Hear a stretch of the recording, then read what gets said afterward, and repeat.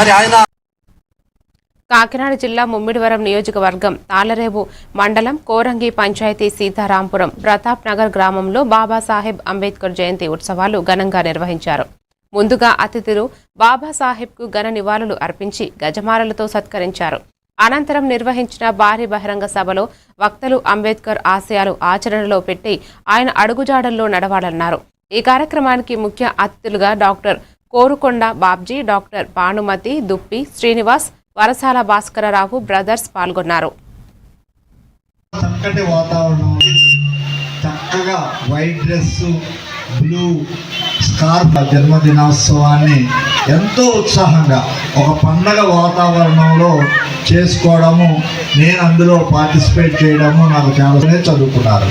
ఇక్కడ భారతి అక్క అని ఒక ఆవిడ ఉండేది, మా అన్నయ్యకి బాగా క్లోజు.